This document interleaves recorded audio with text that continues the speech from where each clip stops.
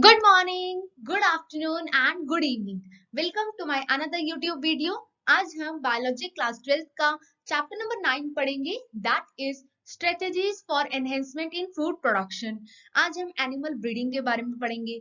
Previous video मैं इस chapter पे ऑलरेडी एक डाल चुकी हूँ। जिन बच्चों ने मेरी प्रीवियस वीडियो नहीं देखी है वो प्लीज जल्दी से जाकर देखिए उस वीडियो को और शुरुआत करिए चैप्टर नंबर 9 की। आई होप आप सभी ने मेरे चैनल को सब्सक्राइब जरूर किया होगा और साथ बने बेल आइकन को भी प्रेस किया होगा ताकि आपको मेरी नोटिफिकेशन सबसे पहले मिले। तो चलिए शुरू करते हैं फिर एनिमल ब्रीडिंग से।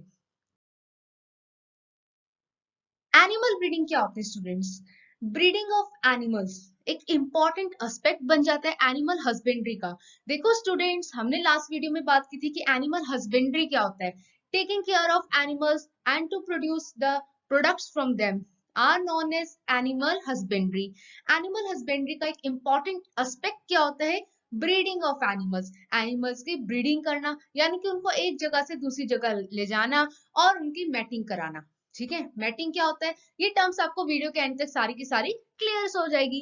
Animal breeding aims at increasing the yield of animal and improving the desirable qualities of the produce. यानी कि एनिमल ब्रीडिंग का एम होता है, जैसे हर किसी का एक एम होता है तो एनिमल ब्रीडिंग का भी एक एम होता है, एक टारगेट होता है कि हम एनिमल से ज्यादा मात्रा में यील्ड करा सके, यानी कि प्रोडक्ट्स को प्रोड्यूस करवा सके ज्यादा से ज्यादा रेट पर, एट इंक्रीजिंग रेट पर, and improving the desirable qualities of the produce. मतलब कि जो एनिमल से हमें प्रोडक्ट्स मिल रहे हैं, जिसकी बात हमने की थी, मिल्क हो गया, एग हो गया, मीट हो गया, वूल हो गया, तो ये जितने भी प्रोडक्ट्स हमें एनिमल से मिल रहे हैं उसके डिजायरेबल क्वालिटी को इम्प्रूव करना, that is the important aspect of animal breeding. वो इंपॉर्टेंट एस्पेक्ट बन जाता है एनिमल ब्रीडिंग का। अब भाई ब्रीडिंग ब्रीडिंग हम टर्म बार बार यूज कर रहे हैं, क्यों कर रहे हैं? ब्रीड का मतलब क्या होता है?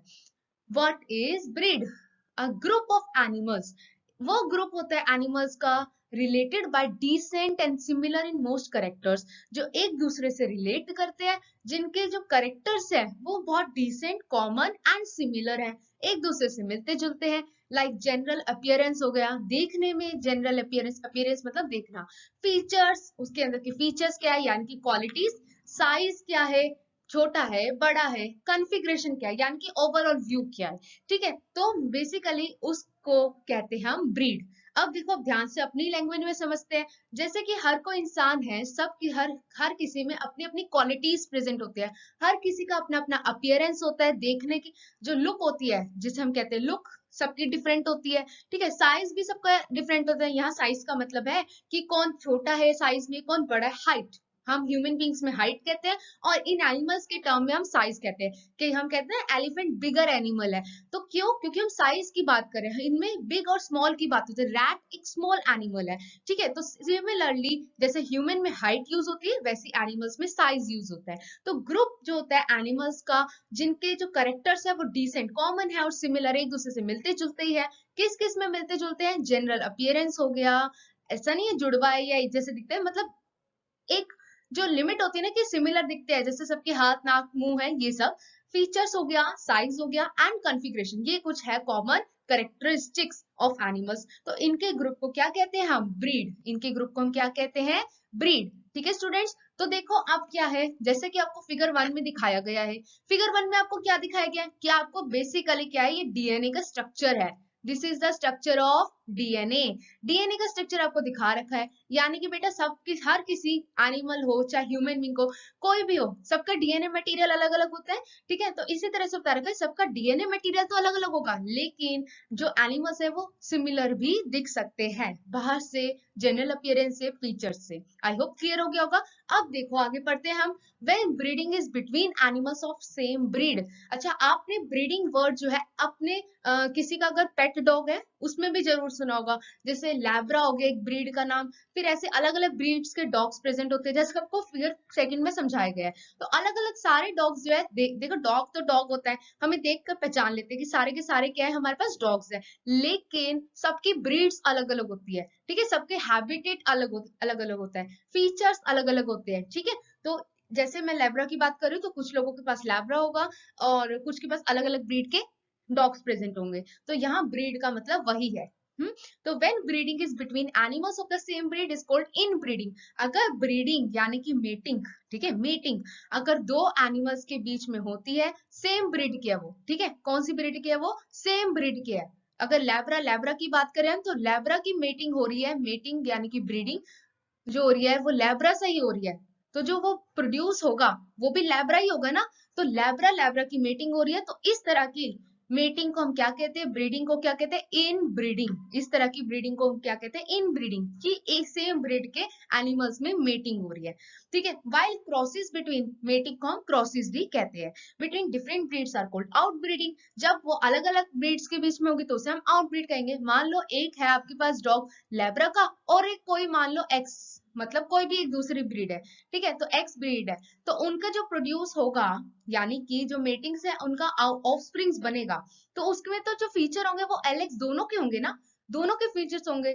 देखो अब इसको मैं सिंपल लैंग्वेज में समझाऊं, तो कुछ आप में जो क्वालिटीज होगी वो फादर से भी आई होगी, कुछ क्वालिटीज जो होगी वो मदर से भी आई होगी। तो सिमिलर वे में एनिमल्स के साथ भी यही होता है। अगर हमने एक ब्रीड ली है लेब्रा की और दूसरी ब्रीड ली है कोई भी मान लो कोई भी ब्रीड एक्स, ठीक है, तो उनका जो क्वालिटीज होगी वो दोनों की 50-50% आएगी ऑफस्प्रिंग में, that is known as outbreeding. ठीक है स्टूडेंट्स, अब हम आगे, तो अब हम बात करते हैं इनब्रीडिंग की। इनब्रीडिंग क्या होता है स्टूडेंट, अभी हमने देखा इनब्रीडिंग क्या होता है, refers to the mating of more closely related individuals within the same breed for 4 to 6 generation. Inbreeding का मतलब होता है मैटिंग कराना, मैटिंग का मतलब मैं आपको बता चुकी हूँ, क्रॉसिंग ओवर कराना, ठीक है, क्रॉसिंग ओवर कराना, बहुत ही क्लोज रिलेटेड इंडिविजुअल्स हो जिनकी सेम ब्रीड हो, ठीक है। इनब्रीडिंग का मतलब ही यही होता है कि वो सेम ब्रीड के हो 4 से 6 जनरेशन तक। अब देखो जनरेशन का मतलब आपकी ग्रैंड पेरेंट्स हुए, फिर पेरेंट्स, देन आप, फिर आपके बाद आने वाली एक और प्रोजेनी, देन उसके बाद एक और प्रोजेनी, तो ये जो है आपके पास that is known as generation. तो आप देखो 4 से 6 जनरेशन, 1 2 3 एंड 4, ये 4 जनरेशन तक क्या है, क्लोज रिलेटेड इंडिविजुअल्स हो गए, तो ये सेम ब्रीड के हो गए। तो इनमें जब मैटिंग कराई जाती है तो उसकी कुछ स्ट्रैटेजीज होती है, ब्रीडिंग की स्ट्रैटेजीज किस तरह से होती है, superior mails and superior females of the same breed, जो सुपीरियर मेल्स होते हैं और सुपीरियर फीमेल्स होती है एक ही ब्रीड के। अब आप समझ गए एक ही ब्रीड का मतलब क्या हुआ, जैसे अगर मैं डॉग की बात करूं तो लैब्रा एंड लैब्रा, ठीक है, तो इनकी भी अलग अलग ब्रीड्स होती है एनिमल्स की, तो are identified and mated in pairs, उनको पहचाना जाता है और उनकी मैटिंग यानी कि क्रॉसिंग ओवर कराया जाता है। सुपीरियर का मतलब यहाँ पर होता है कि अच्छी क्वालिटी वाले मेल्स, ठीक है। देखो स्टूडेंट्स, सुपीरियर अच्छी क्वालिटी का मतलब हमें जो प्रोडक्ट मिलेगा वो भी तो अच्छी क्वालिटी का होना चाहिए, मिल्क जो हमें प्रोड्यूस कर रहे हैं वो एनिमल्स, वो भी अच्छी क्वालिटी का होना चाहिए। फिर वो मिल्क अच्छी क्वालिटी का होगा तभी तो उसके प्रोडक्ट्स अच्छी क्वालिटी के होंगे, जैसे पनीर हो गया, बटर हो गया, तो ये सारे जो प्रोडक्ट्स हैं मिल्क के, ठीक है। लेकिन लेकिन क्या है कि सुपीरियर मेल्स और सुपीरियर फीमेल्स को पहले आइडेंटिफाई करना होता है, पहचानना होता है। जो बैड क्वालिटी वाले होते हैं यानी कि जो इंफीरियर होते हैं, इंफीरियर मेल्स, इंफीरियर फीमेल्स, ऐसा नहीं है कि उनका यूज कहीं पर भी नहीं होता, उनका भी बहुत चीजों में यूज होता है, लेकिन अच्छी क्वालिटी सभी को चाहिए होती है। तो superior mails and superior females की आइडेंटिफिकेशन होती है, फिर उनका मैटिंग होता है पेयर्स में। जो अब मेटिंग हो गई तो प्रोजेनी जो प्रोड्यूस होगी उनको इवेलुएट किया जाता है, यानी कि उनकी टेस्टिंग करके उनको फिर से आइडेंटिफाई किया जाता है, और superior mails and females among them, उनमें से सुपीरियर मेल्स एंड फीमेल्स को चूज किया जाता है और फिर दूसरी मैटिंग के लिए प्रिपेयर किया जाता है, ठीक है। A superior female in the case of cattle, cattle एक जो है वो सुपीरियर फीमेल है, इज द काउ, ठीक है। तो कैटल के केस में जो सुपीरियर फीमेल है वो काउ है, या फिर बफेलो भी हो सकती है, ठीक है, बफेलो भी हो सकती है और काउ भी हो सकती है सुपीरियर फीमेल में, दैट प्रोड्यूस मोर मिल्क पर लैक्टेशन, तो वो क्या है ज्यादा मात्रा में मिल्क को प्रोड्यूस करती है। ये इसका बड़ा ही कॉमन एग्जाम्पल है और बहुत ही अच्छा एग्जाम्पल है। ऑन द अदर हैंड दूसरी तरफ क्या होता है, जो सुपीरियर मेल है वो क्या है, bull, superior male is the bull which give rise to superior progeny as compare to those of other males, जो क्या करते हैं प्रोजनी को राइज अप करते हैं as compare to other males, दूसरे मेल्स के कंपेयर में ज्यादा के ज्यादा क्या करते हैं, प्रोडक्ट को प्रोड्यूस करते हैं, ठीक है। अब देखो बेटा जो एग्जाम्पल है वो हम आगे की स्लाइड में देख लेंगे। इन ब्रीडिंग क्या होता है, a similar strategy is used for developing pure lines in cattle as was used in case of peas. देखो इन ब्रीडिंग क्या होता है, अभी हमने बात कर ली इन ब्रीडिंग क्या होता है, सेम ही ब्रीड के दो एनिमल्स की जब मैटिंग होती है। एक सिमिलर स्ट्रैटेजी भी यूज की जाती है जब प्योर लाइन्स होती है कैटल की, जब पी के केस में हमने किया था। अब देखो क्या है, पीस मतलब मटर, ठीक है, हमने 5th चैप्टर में इसके बारे में पढ़ रखा है कि पीस में कैसे मैटिंग हुई थी। तो इसी तरह से एक सिमिलर प्योर लाइन्स जो है वो कैटल में भी यूज की जाती है। इन ब्रीडिंग इंक्रीज होमोजाइगोसिटी, जो इन ब्रीडिंग होती है वो होमोजाइगोसिटी को इंक्रीज कर देती है, ठीक है, होमोजाइगोसिटी को इंक्रीज कर देती है, जिसके बारे में हम अभी पढ़ेंगे। Thus inbreeding is necessary if you want to involve a pure line in an animal, in any animal. यानी कि देखो बेटा, अगर इनब्रीडिंग का मतलब होता है सेम ब्रीड से यूज करना, तो सेम ब्रीड से अगर हम बार बार यूज करते रहेंगे उन्हें, ठीक है, बार बार उनकी मैटिंग कराते रहेंगे, बार बार उनकी क्रॉसिंग ओवर कराते रहेंगे, एक टाइम ऐसा आएगा जिसमें उनकी जो क्वालिटी है वो कम होती लग जाएगी। डेटोरियोरेटिंग एक वर्ड सुना होगा आपने, यानी कि उनकी जो क्वालिटी है उसमें कमी आती जाएगी। यानी कि अगर आपको मैं सिंपल वर्ड्स में समझाऊं, तो अगर हम किसी एक चीज को बार बार यूज करते रहेंगे, रीयूज करते रहेंगे, तो क्या होगा, एक टाइम पे आकर उसकी भी तो क्वालिटी खत्म होगी ना। तो सिमिलर वे में इससे क्या होता है, होमोजाइगोसिटी इंक्रीज हो जाती है। यानी कि अगर सेम ब्रीड के होंगे, मैटिंग होगी उनमें, तो सेम ब्रीड वाला ही तो प्रोड्यूस होगा। अब उसकी क्वालिटी आएगी आएगी तो ऐसे तो मान लो दो पुअर क्वालिटी के हैं, उनकी मैटिंग करा रही, तो पुअर क्वालिटी तो आएगी, बट हमें तो पुअर क्वालिटी नहीं चाहिए ना। हम क्या कर सकते हैं, एक मेथड फाइंड आउट कर सकते हैं कि एक अच्छी क्वालिटी वाला और एक पुअर क्वालिटी वाला, दोनों की आपस में मैटिंग करा दो, तो दो जो प्रोजेनी प्रोड्यूस होगी उसमें एक अच्छी क्वालिटी वाला भी आएगा, 50% चांसेस अच्छी क्वालिटी के आएंगे और 50% चांसेस हो सकते हैं कि वो बेकार क्वालिटी वाला आएगा।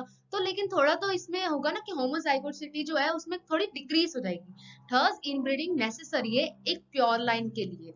Inbreeding expose harmful recessive gene that are eliminated by selection. देखो इनब्रीडिंग से क्या हो रहा है कि हम तो अच्छे अच्छे वाली क्वालिटी को चूज करें, लेकिन जो रिसेसिव जीन्स है, यानी कि जो बैड क्वालिटी वाले हैं, अपने टर्म्स में मैं समझाऊं तो रिसेसिव जीन मतलब वो ना जो कम डोमिनेंट है ना, अपोजिट हो गया डोमिनेंट का रिसेसिव, तो यानी कि पोर क्वालिटी वाले, उसको तो एलिमिनेट करते रहेंगे हम, बार बार सिलेक्शन से बाहर निकालते रहेंगे, तो उनका क्या होगा, ऐसे तो पूरी दुनिया अच्छी क्वालिटी वाली बन जाएगी। It also helps in accumulation of superior genes. इसमें क्या होगा, इससे क्या होगा, मदद मिलेगी। एक्यूमुलेशन मतलब कलेक्शन करना, सुपीरियर जीन्स जो होगी, अच्छी वाली जो जीन्स होगी उसका एक्यूमुलेशन होता रहेगा, और एलिमिनेशन होता रहेगा लेस डिजायरेबल जीन्स, यानी कि जो पुअर क्वालिटी वाले जीन्स प्रेजेंट है उन एनिमल्स में, उनका तो एलिमिनेशन होता रहेगा। Therefore this approach where there is selection at each step, therefore ऐसी अप्रोच जहां पर सिलेक्शन होता है, हर सिलेक्शन होता है हर स्टेप का, ठीक है, increase the productivity of inbred population. इससे क्या होता है, इनब्रेड पॉपुलेशन की प्रोडक्टिविटी इंक्रीज हो जाती है। कंटिन्यूड इनब्रीडिंग से क्या होता है, स्पेशली क्लोज इनब्रीडिंग, अगर क्लोज रिलेटिव एनिमल्स की मैटिंग कराई जाती है, उससे क्या होता है, फर्टिलिटी एंड इवन प्रोडक्टिविटी भी रिलीज हो जाती है। वही बात कि अगर किसी चीज को हम बार बार यूटिलाइज करेंगे, रीयूज करते रहेंगे, तो एक टाइम ऐसा आएगा कि उसकी जो फर्टिलिटी और प्रोडक्टिविटी दोनों डाउन हो जाएगी एकदम, फिर उसका कोई यूज नहीं हो सकता। This is called in breeding depression. इसी को क्या कहते हैं हम, इन ब्रीडिंग डिप्रेशन कहते हैं। क्या कहते हैं, इन ब्रीडिंग डिप्रेशन कहते हैं। When ever this become a problem, अगर ऐसी प्रॉब्लम आ जाती है, तो selected animals of the breeding population should be matted with unrelated superior animals of the same breed. तो आपको समझ आया अब कि जब भी ऐसी प्रॉब्लम राइज अप होती है कि जिससे जो रिसेसिव जीन है उसकी फर्टिलिटी और प्रोडक्टिविटी डिक्रीज हो जाती है, तो इस प्रॉब्लम को सॉल्व करने का क्या तरीका है, जो मैंने अभी आपको बताया कि एक गुड क्वालिटी वाला ले लो, ठीक है, एक सेलेक्टेड एनिमल जो है ब्रीडिंग में से अच्छी क्वालिटी वाला ले लो, और एक अनरिलेटेड ले लो जो उनकी क्लोज रिलेटेड नहीं है। इनब्रीडिंग यही हुआ ना, क्लोज रिलेटेड वाले 4 से 6 जनरेशन मिलने वाले। तो इस प्रॉब्लम से ओवरकम होने के लिए अनरिलेटेड सुपीरियर एनिमल्स ले लो, एक ही ब्रीड के, ताकि वो एक दूसरे से मेल ना खाते हो, अलग अलग क्वालिटीज प्रेजेंट हो उसमें।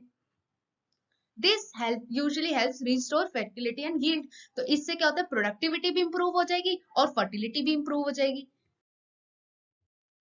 आउटब्रीडिंग, आउटब्रीडिंग क्या होता है, is the breeding of the unrelated animals. अब आ गया, देखो सॉल्यूशन फाइंड आउट करना था, तो जब सॉल्यूशन निकला तो उसको क्या टर्म दिया हमने, आउटब्रीडिंग। उसके लिए हमने क्या टर्म यूज की, आउटब्रीडिंग। आउटब्रीडिंग एक वो ब्रीडिंग होती है, यानी कि मैटिंग होती है, जिसमें अनरिलेटेड एनिमल्स को मेटेड कराया जाता है, क्रॉसिंग ओवर होती है, which may be between individuals of the same breed, या तो वो सेम इंडिविजुअल के ब्रीड के इंडिविजुअल्स होते हैं but having no common ancestor for 4 to 6 generation, outcrossing, or between different breeds, crossbreeding, or different species, interspecific hybridization.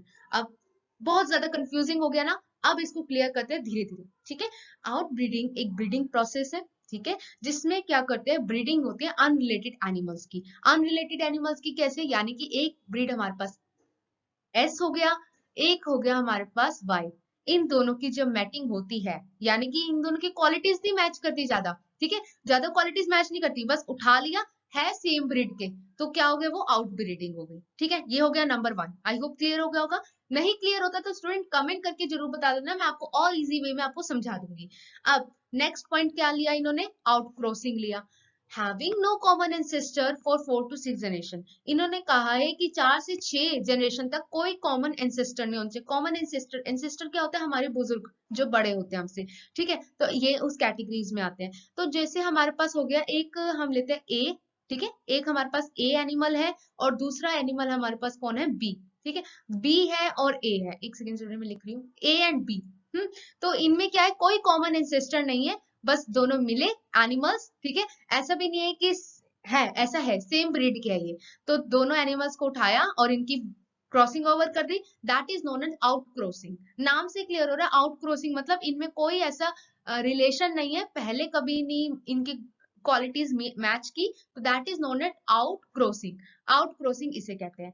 और between different breeds, और use कर दिया यानी कि या फिर, ठीक है, तो डिफरेंट ब्रीड्स हो। अब देखो यहां तक दोनों में क्या था, ब्रीड जो थी वो सेम थी, ठीक है, यहाँ दोनों में देखोगे तो यहाँ दोनों में ब्रीड जो है वो सेम है, लेकिन अब मैं जो बता रही हूँ आपको, यहाँ पर ब्रीड अलग अलग है। यानी कि एक आप ले लो सी ब्रीड का एनिमल है और एक ले लो आप डी का, ठीक है। तो अब इनकी जो ब्रीड्स है वो डिफरेंट है, जो मैं आपको स्टार्टिंग से बताते आ रही हूँ कि अगर आपका एक डॉग लैब्रा है और दूसरा कोई भी दूसरी ब्रीड मान लो, तो उनका जब क्रॉसिंग ओवर होगा, अब क्वालिटीज भी अलग है। अब जो पुराने एंसेस्टर में क्वालिटीज थी वो भी नहीं आने वाली, पेरेंट्स की क्वालिटीज तो बिल्कुल नहीं आने वाली बच्चों में, तो जो प्रोड्यूस होगा ऑफस्प्रिंग वो अच्छी क्वालिटी का प्रोड्यूस होगा। अलग अलग जो दो क्वालिटीज, दो जीन्स का मिक्सचर हो गया है, तो उससे जो प्रोड्यूस होगा offspring, that is something very important, यानी कि उससे जो यील्ड है, फर्टिलिटी है, वो बहुत ज्यादा हमें मिलने वाली है। अब तीसरी चीज क्या आती है, डिफरेंट स्पीशीज। भाई ब्रीड को हटा दी इन्होंने, स्पीशीज, अलग स्पीशीज का होना चाहिए, ठीक है। यानी कि ऐसे भी होते हैं, हाँ अभी हम डिस्कस करेंगे इंटरस्पेसिफिक हाइब्रिडाइजेशन में कि डिफरेंट स्पीशीज वाले एनिमल्स भी होते हैं। एक बार डायग्राम को देख ले कि ए होता है हमारे पास डोमिनेंट एलील, बी ए हो, छोटा ए जो लिया है इन्होंने small A, that is recessive deterioration allele, यानी कि एक डोमिनेंट है और एक रिसेसिव है, इतना समझ आ गया। एक ए है, ठीक है, डोमिनेंट रिसेसिव, और एक दो डोमिनेंट है। जब हम रिसेसिव होते हैं तो स्टूडेंट उसे ए से रिप्रेजेंट करते हैं, ठीक है, और जो डोमिनेंट है हमारे पास वो कैपिटल ए, दोनों भारी कैपिटल ए से रिप्रेजेंट किया जाता है, ठीक है। ये तो हो गया हमारे पास डोमिनेंट एंड रिसेसिव। इनकी प्रोड्यूसिंग हुई, इन ब्रीडिंग जो हुआ सेम ब्रीड के हो गए, ये सारे देखो आपको दिखा रखा है, इन ब्रीडिंग जो है वो सेम ब्रीड के हो गए, ठीक है। और जो आउट ब्रीडिंग है दैट इज समथिंग बाहर से कोई आया, ठीक है, डोमिनेंट वाला ही आया, उससे कोई मतलब नहीं है, सेम ब्रीड का तो नहीं है। इनके ऊपर तो इनके एंसेस्टर चल रहे थे, पर इसके ऊपर कोई इसका एंसेस्टर नहीं चल रहा, that is something outcrossing. No common ancestor, हमने बात की ना, नो कॉमन एंसेस्टर, बेटा फोकस करना ताकि आपको सब कुछ समझ आ जाएगा। फिर उनके बाद इनमें और क्रॉसिंग ओवर हुई, ठीक है, लेकिन स्पीशीज अभी ऐसा कोई एग्जांपल नहीं है जिसमें मैं आपको बता सकूं कि डिफरेंट स्पीशीज का है, लेकिन जब हम इंटरस्पेसिफिक हाइब्रिडाइजेशन डिस्कस करेंगे फर्दर तो आपको पता लग जाएगा कि इसमें क्या डिफरेंस होता है, ठीक है स्टूडेंट्स।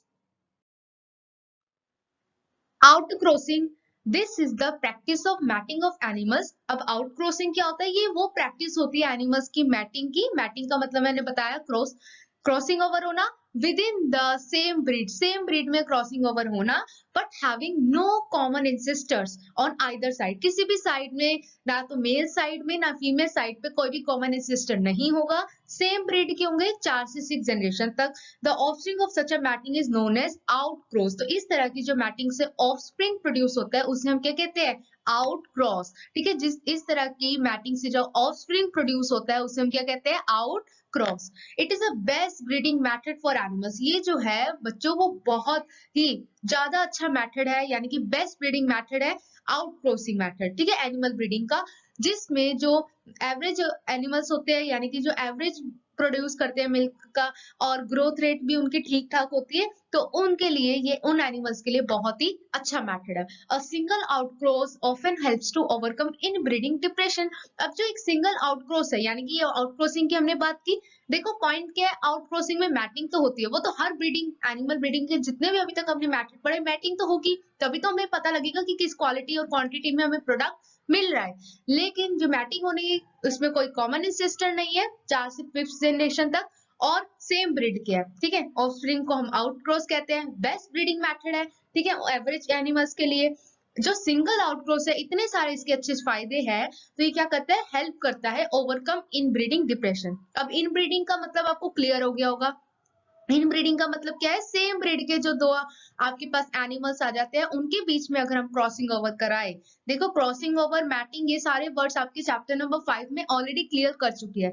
तो जो ये दोनों ब्रीड के हैं, इन दोनों से जो प्रोड्यूस होगा, यानी कि इनका जो ऑफस्प्रिंग होगा, उसमें भी क्वालिटीज जो होगी इनके जैसी होगी, ठीक है, 50% इसकी 50% इसकी, लेकिन है तो सेम ब्रीड के ना, तो क्या है इनमें, इससे क्या होता है, इन ब्रीडिंग डिप्रेशन ओवरकम हो जाता है। लेकिन जो आउट क्रॉसिंग है उसमें तो कॉमन इंसेस्टर ही नहीं है, सेम ब्रीड तो है, ये तो मानना पड़ेगा, लेकिन इनमें कॉमन इंसेस्टर नहीं है, तो इसलिए क्या होगा, अलग अलग मेटिंग होगी तो 50% चांसेस जो है वो दोनों कैटेगरीज के इन्वॉल्व होंगे, यानी कि क्वालिटीज में बहुत फर्क होगा, ठीक है।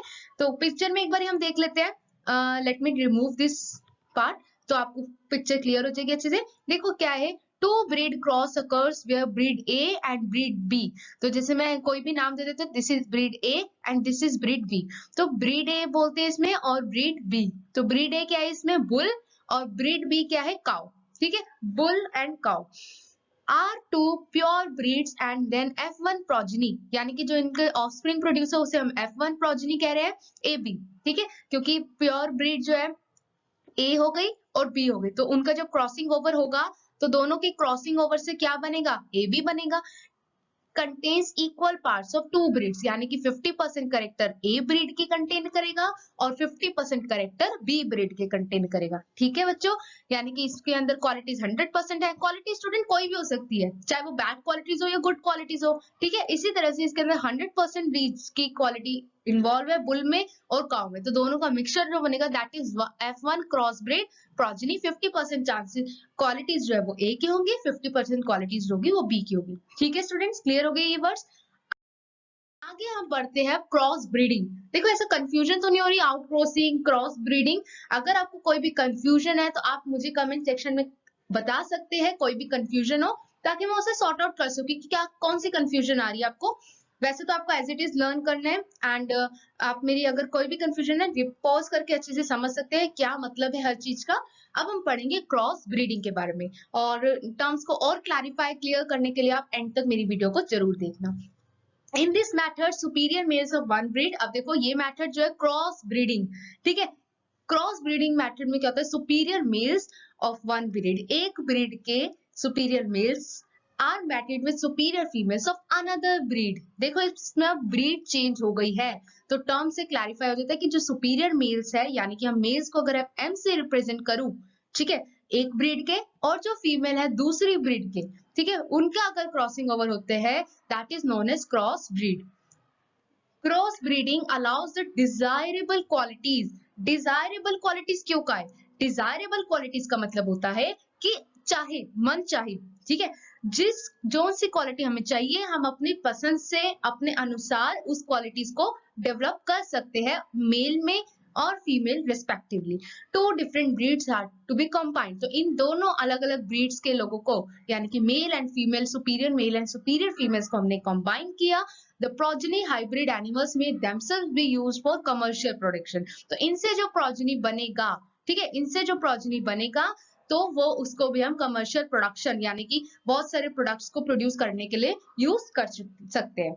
Alternatively, they may be subjected to some form of breeding and selection to develop new stable breeds that may be superior to the existing breeds. ठीक है, ऐसा भी हो सकता है कि ये क्या होता है, सिलेक्शन कर सकते हैं न्यू स्टेबल ब्रीड्स का। स्टेबल ब्रीड्स का यहाँ पर वही मतलब है जैसे कि वो स्टेबल ही हो, ठीक है, उनकी क्वालिटीज काफी मिलती जुलती हो, ठीक है, तो वो क्या करेगा, एग्जिस्टिंग ब्रीड जो है उससे सुपीरियर खाएगा, सुपीरियर होगा।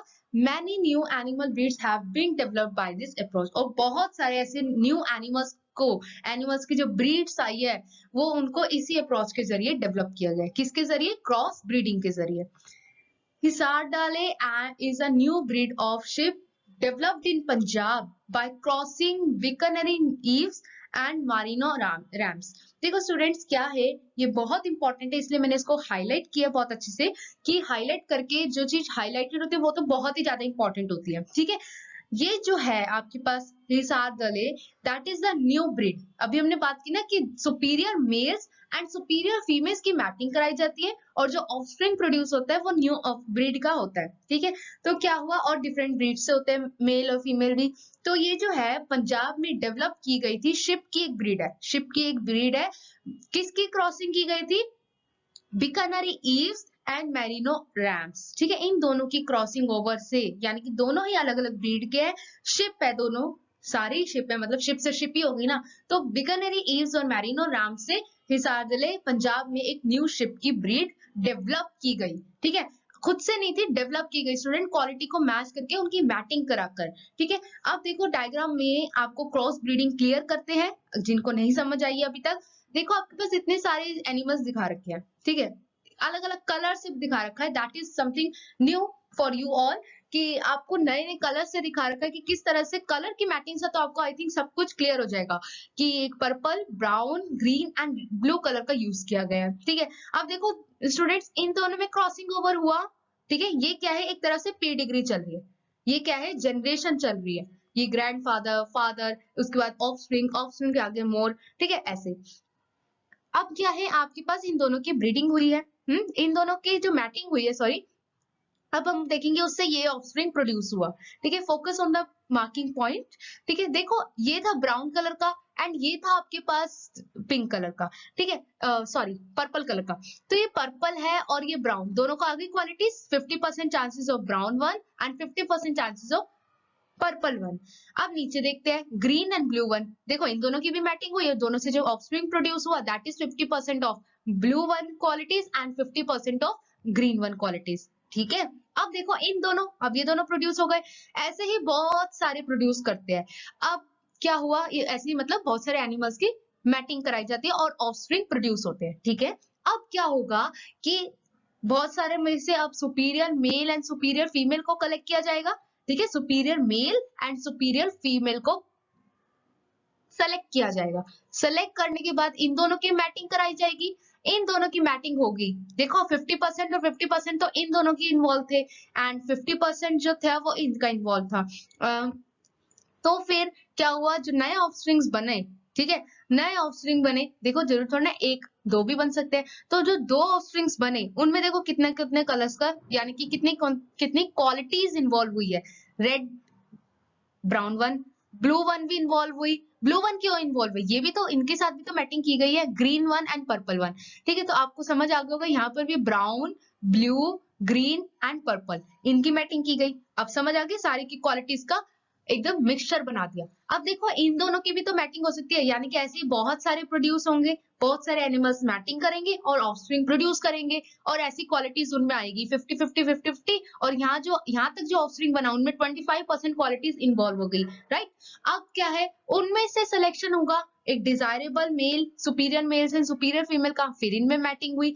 अब इनमें मैटिंग हो रही है तो फिर इनमें सारे कलर का फिर से 25% इन्वॉल्वमेंट हुई। तो इस तरह से आपको समझ आया कि किस तरह से पहले 100% मेल में और 100% फीमेल में इन्वॉल्वमेंट होती है, फिर उसके बाद जब ऑफस्प्रिंग बनता है तो उनमें 50-50% जो है वो कैरेक्टर्स की क्वालिटीज की आती है ऑफस्प्रिंग में। फिर अगर ऑफस्प्रिंग की किसी और के साथ मैटिंग होगी तो 50% तो उनके ही थे।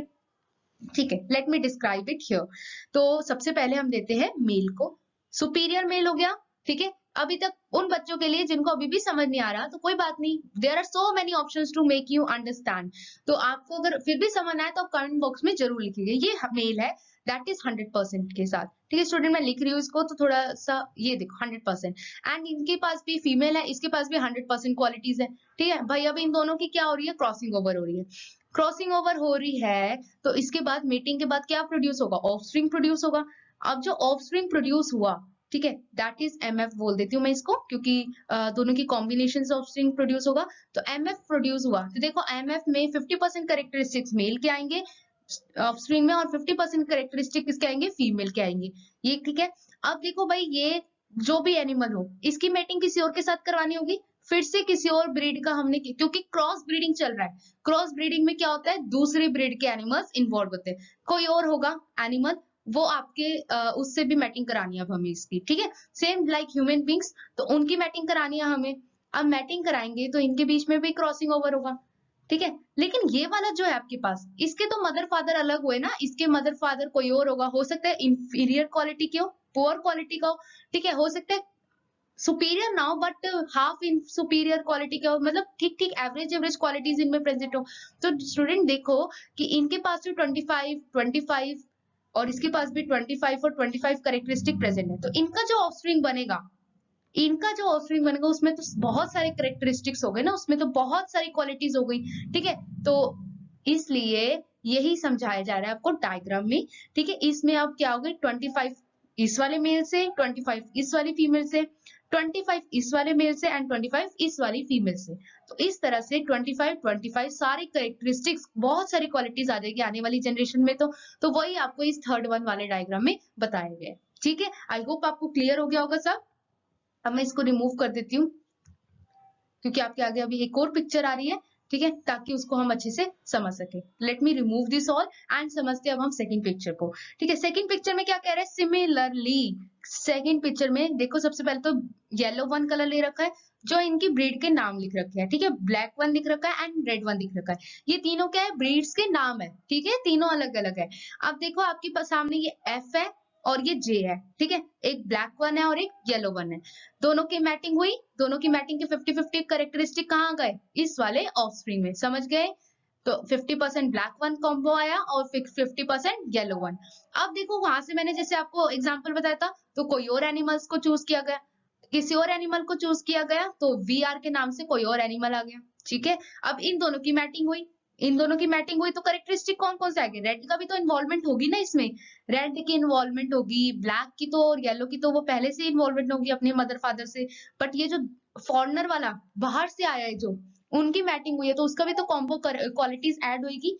अब उसके बाद फिर से जो ऑफस्प्रिंग प्रोड्यूस हुआ, उसकी फिर किसी और से मैटिंग की गई, तो कोई कौन है, ये एफ वाले से फिर से मैटिंग कर दी, ठीक है। ऐसा नहीं कि ये इससे मैटिंग करे, that is the father one. अब कोई और है जो इसमें इन्वॉल्व हुआ है, मैटिंग होगी तो ब्लैक वन कंटेंट क्या होगा, ज्यादा हो जाएगा, और red one and yellow one 25% हो जाएंगे, एंड ब्लैक कंटेंट जो वो ज्यादा हो जाएगा, दैट इज 50%। तो आई होप आपको क्लियर हो गया होगा बहुत अच्छे से डायग्राम से, और फिर भी कोई डाउट है तो कमेंट करके मुझे बता सकते हैं। अब हम पढ़ेंगे इंटरस्पेसिफिक हाइब्रिडाइजेशन।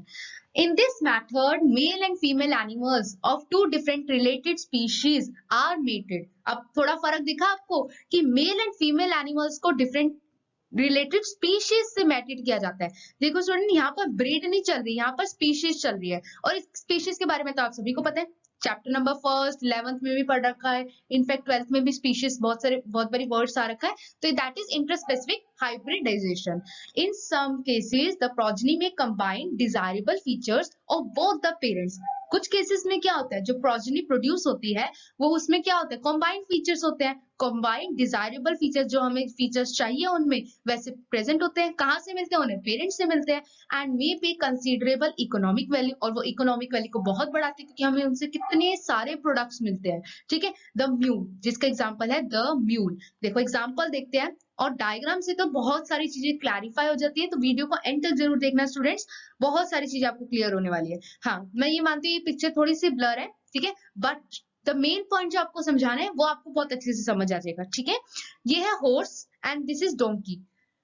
हॉर्स और हॉर्स की अगर मैटिंग हो तो वो दैट इज इन ब्रीडिंग, वो एक ही ब्रीड में हो रही है, बट यहाँ पर क्या है, स्पीशीज ही अलग कर दी। हॉर्स की मैटिंग किसके साथ हो रही है, डोंकी के साथ, समझ रहे हो आप इस बात को। तो हॉर्स की मैटिंग जब डोंकी के साथ होगी, ठीक है, यानी कि क्रॉसिंग ओवर होगा, ठीक है, तो प्रोडक्शन आप क्या एक्सपेक्ट करते हो कि क्या प्रोड्यूस हो सकता है, म्यूल, ठीक है। तो ऐसा हमें नहीं पता था, ऐसा मैटिंग करवाने के बाद हमें पता लगा, जो इसमें एक्सपर्ट्स हैं, तो उनको पता लगा था कि जो हॉर्स है और डोंकी की जो क्रॉसिंग ओवर हुआ, उसका रिजल्ट यानी कि उसका ऑफस्प्रिंग क्या बना, म्यूल, ठीक है। दैट जिस जो एग्जांपल है इंटरस्पेसिफिक हाइब्रिडाइजेशन का, ठीक है। तो यहाँ म्यूल आपको बता रखा है। तो हॉर्स एंड डोंकी की कॉम्बो से म्यूल बना। तो यहाँ मेन मोटिव क्या है समझाने का कि horse and donkey both are different species, दोनों क्या है, डिफरेंट स्पीशीज है। आर्टिफिशियल इंसेमिनेशन बहुत इंपॉर्टेंट कंसेप्ट है वैसे इस चैप्टर का।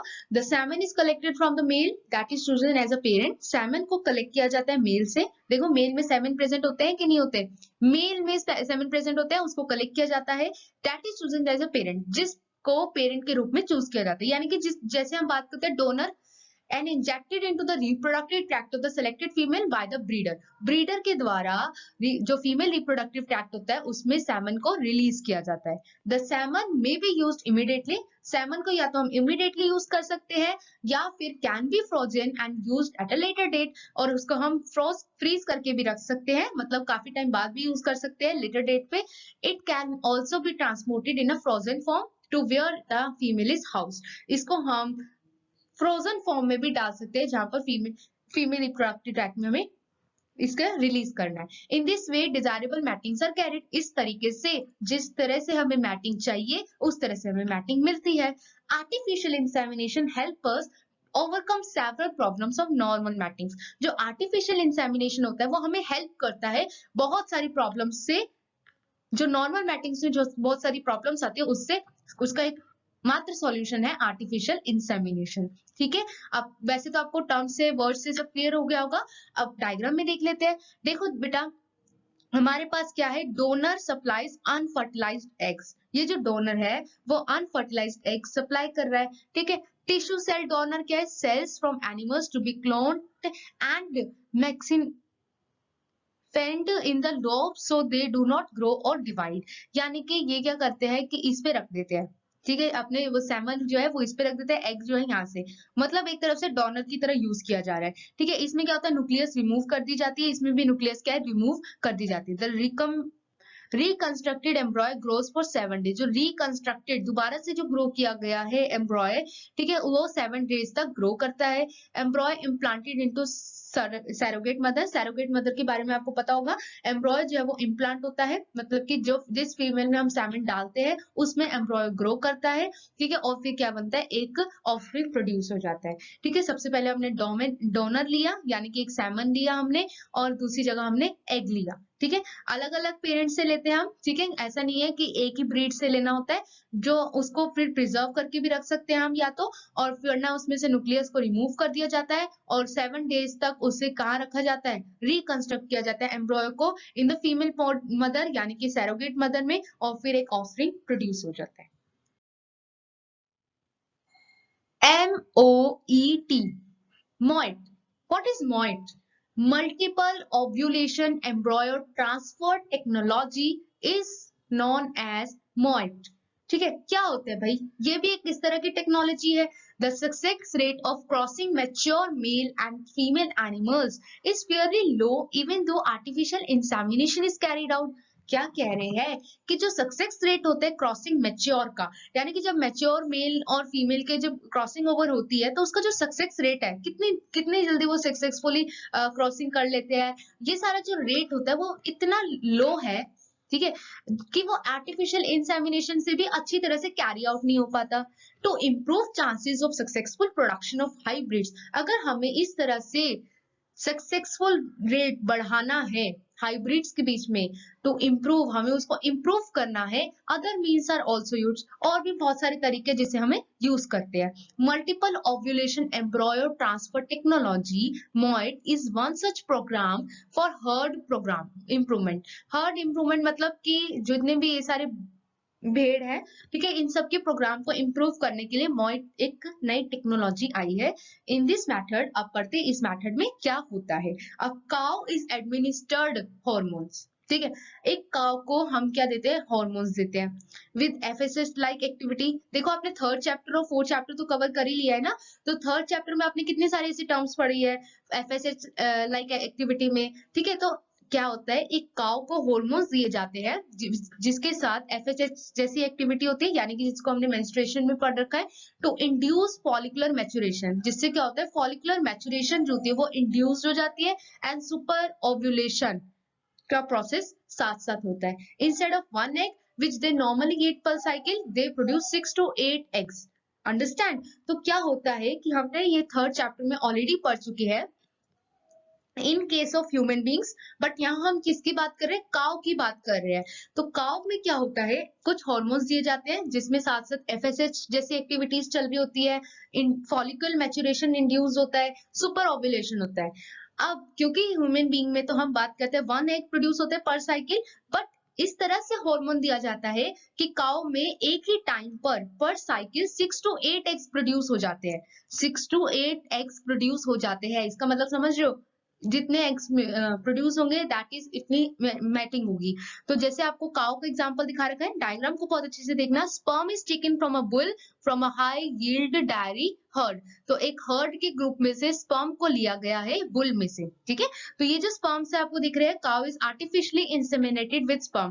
काउ में ये स्पर्म्स को रिलीज किया जाता है, ठीक है, आर्टिफिशियली इंसेमिनेटेड मेथड अभी हमने पढ़ा है ना, उसके तरीके से, ठीक है। फिर क्या होता है, जाइगोट डेवलप होता है एम्ब्रॉयो में, काउ के एम्ब्रॉयो में जो है जाइगोट डेवलप होता है and then remove from the uterus. Uterus से फिर उसे रिमूव किया जाता है।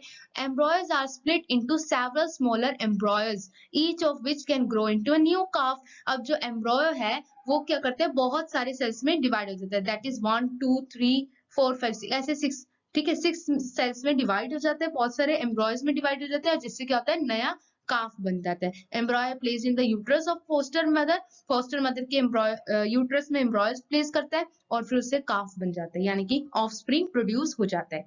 तो आपको क्लियर हो गया कि बस आर्टिफिशियली इंसेमिनेटेड के मेथड से स्पर्म को इंजेक्ट किया जाता है काउ रिप्रोडक्टिव ट्रैक में, फिर उससे जाइगोट जो है डेवलप होता है एम्ब्रॉयो में, कहाँ होता है, इन द काउज यूट्रस में फिर ये एम्ब्रॉयो जो है वो स्प्लिट कर जाते हैं बहुत सारे दूसरे एम्ब्रॉयज में, और फिर क्या बनता है, offspring, that is calf, KCALF।